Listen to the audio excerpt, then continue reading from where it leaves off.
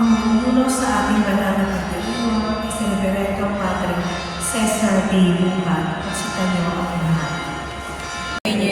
Ang mabuting balita ng Panginoon ayon kay San Mateo.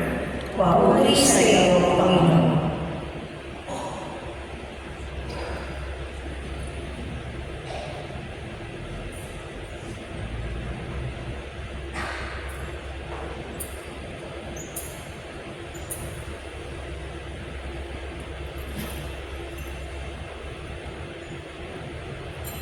Si Jesus ay ipinanganak sa Bethlehem ng Judea noong kapanahunan ni Haring Herodes. Dumating naman sa Jerusalem ang ilang pantas mula sa silangan at nagtanong-tanong doon na saan ang ipinanganak na hari ng mga Hudyo. Nakita namin sa silangan ang kanyang tala at naparito kami upang sambahin siya.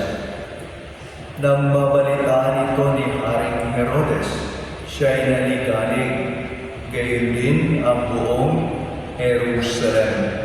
Kaya tinipon niya ang lahat ng punong saserdote at mga eskriba sa Israel at itinanong sa kanila kung saan ipinanganak ang Mesiyas.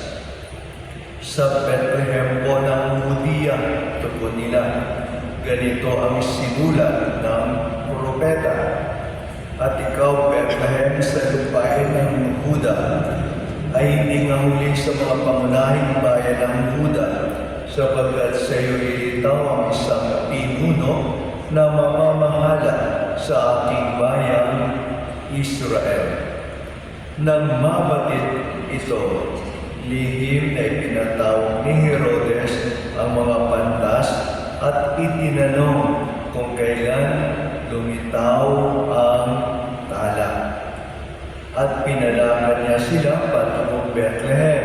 Matapos pagpilinan ng ganito, pumayag kayo at inyong hanaping mabuti ang sanggol.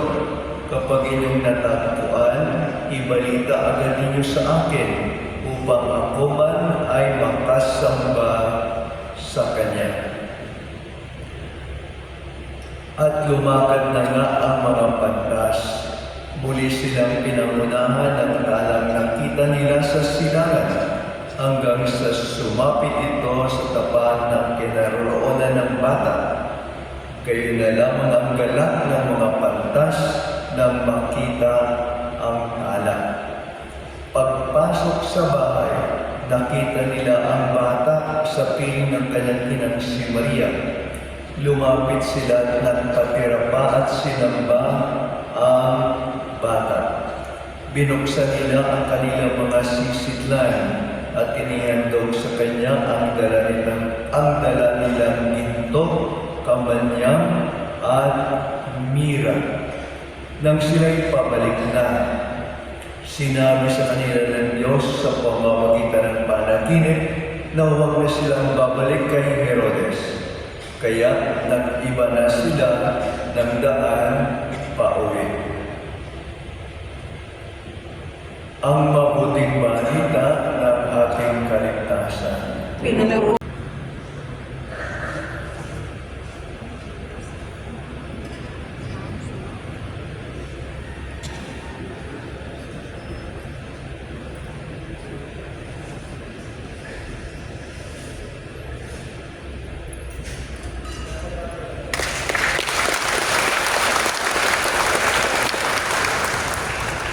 Espiritu Santo. Amen. Tapos na ating pagdiriwang, mayo tayong mapayapa. Salamat sa Diyos.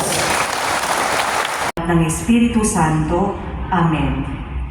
Nagbalita ang anghel ng Panginoon kay Santa Maria, napupunan na si Jesus. Ave Maria, puno. Manalangin tayo.